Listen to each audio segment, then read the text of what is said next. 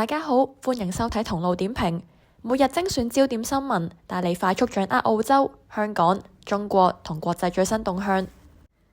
近220萬名15歲以上嘅澳洲人生活喺福祉貧困線以下，而生活滿意度極低嘅人口比例，過去10年間翻倍。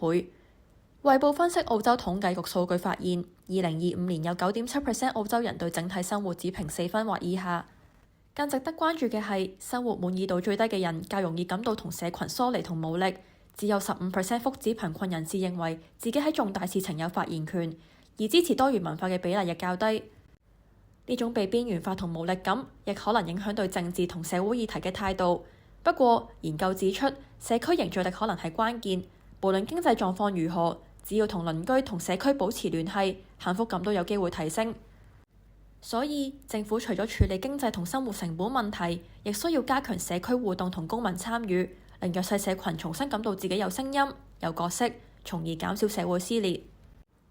一國黨議員巴納比喬伊斯表示，一國黨唔支持白澳政策，但就支持大規模驅逐部分非法移民，甚至包括一啲簽證過咗期但仲去睇醫生嘅人。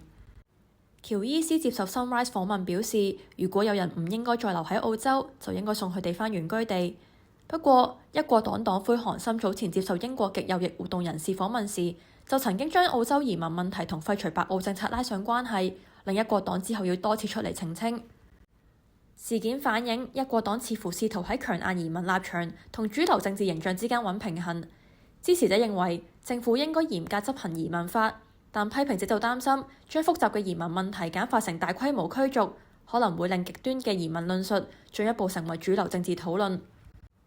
墨爾本北郊一場州聯賽，因為看台上出現性別歧視同針對族群嘅挑釁標語，引起外界要求禁止涉事極端球迷入場。現場相片顯示，一個極端球迷組織展示反希臘標語，社交平台亦流傳其他包含粗俗用語以及針對希臘女性嘅性別歧視內容。維州足球協會批評少數人士嘅行為令賽事蒙羞，並形容有關行為係蓄意挑釁同製造分裂，正考慮採取制裁。普雷斯頓獅子隊亦譴責有關標語，強調唔代表球會同大多數球迷。事件亦引發討論，足球熱情應該係凝聚社區，而唔係成為族群侮辱同性別歧視嘅藉口。除咗處罰，體育界亦需要透過教育同文化對話，減少仇恨言論再次出現。備受爭議嘅網紅安德魯泰特同弟弟特里斯坦泰特近日喺美國被捕。安德魯被控7項強暴罪，以及涉及性交易同持有兒童不雅照片嘅罪名。特里斯坦就被控2項強姦罪，以及3項安排或協助性剝削人口販賣罪。英國當局指相關罪行涉嫌發生喺2010年至2017年期間，而兩兄弟一直否認有任何不當行為。兩人擁有英美雙重國籍。英國皇家檢控處表示，將喺佢哋被捕後啟動引渡程序。泰特兄弟過去以極端言論、炫耀財富同男權主張吸引大量年輕追隨者。隨住案件進入司法程序，亦再次引發討論。無論一個人喺網絡上有幾大影響力，涉嫌嚴重犯罪嘅指控，最終仍然需要交由法律程序處理。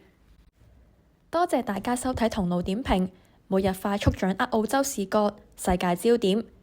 記得訂閱啦！我哋下次再見。